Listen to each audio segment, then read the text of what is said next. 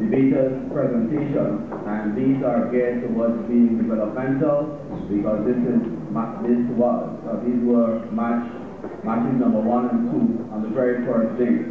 And we're very hopeful that the comments can be used by these teams, assuming that they would move forward, as well as the other teams who will be viewing the debate. It is a debate, and we would like to see a lot of interaction with the audience, with the judges, and while we were hearing Madam Chairperson, honorable judges, the audience, there was quite a bit of reading being done as opposed to actually engaging the audience, and we felt that that was an important aspect.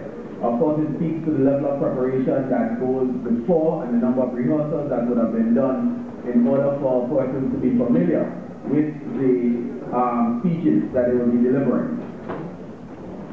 The use of rhetoric was there on some instances, but it is a category on the scorecard, and we do know that all of the teams will have seen the scorecard. And we can't help ourselves but to mark according to the scorecard. So if there's a separate category for this, we'd certainly like to encourage you to utilize it. Keeping along that same theme, the idea of rebuttal. And rebuttals are listed on the scorecard. It's an essential part of debating because it points to whether or not you can listen, you can think on your feet, and whether or not, even as importantly or more importantly, whether you're familiar with the topic that you're debating, and hence can articulate your side of the argument. Rebuttals were sadly lacking in these two matches, and we certainly would like to point you in the direction of listening and utilizing and refashioning your written speeches in the form of rebuttals so that your arguments can be strengthened. This is year 3, and we have to continue encouraging persons to seek clarity through the points of information. It's a designation on the scorecard. If there's none offered, then there are no points that can be awarded for the various speakers under this category. The judges can't do anything about that. If there's none offered, no points can be gained. One observation is that you need to stay true to your argument. On occasions, we found persons straying and even lending support to the other side. Please allow the other side to make their own argument. So it is important that as you deliver your argument, if there is going to be an acknowledgement of a strong position on the other side, you should be able to rebut it or dismiss it as quickly. But what we found happening on occasion wasn't a mere acknowledgement of a strong point, but sometimes an argument put forward for the other side. So please be guarded by this.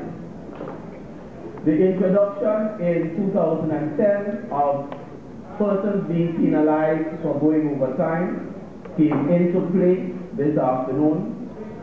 Please be reminded, 2 points will be deducted for the first 30 seconds over the allotted time, and 2 points for every 15 seconds or part thereof after that first 30 seconds. It means, therefore, that once this is applied, and it has been, the result of matches can be changed. In other words, the total on face can have one team coming out on top. But when the penalties for going over time are applied, you can find yourself being in second position as opposed to the first on the original tally.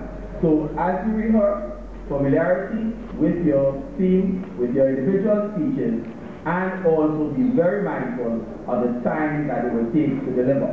We can safely share that if in the comfort of your bedroom you deliver something in 6 minutes, when it's a live presentation, you will take longer. It means, therefore, that your speech probably should be about 30 seconds or so under the time that is allotted, so that through the points of information, interaction with the audience, etc., you will come up to the time that you're designated. Results for match number 1, we had the Hillsborough Secondary School going up against the Grenlec Secondary School. Just giving you the results. Proposing was the Hillsborough Secondary School, and they had a total of 135 points. Round of applause.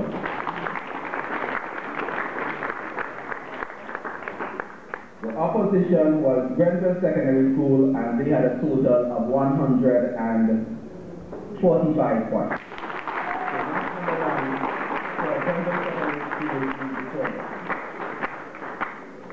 Match number 2, the SDA Comprehensive School was the proposing team. Wesley College was the opposing team. The proposers, SDA Comprehensive, had a total of 144.5 points.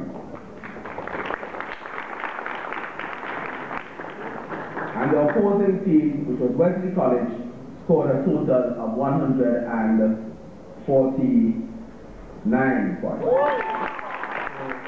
Wesley College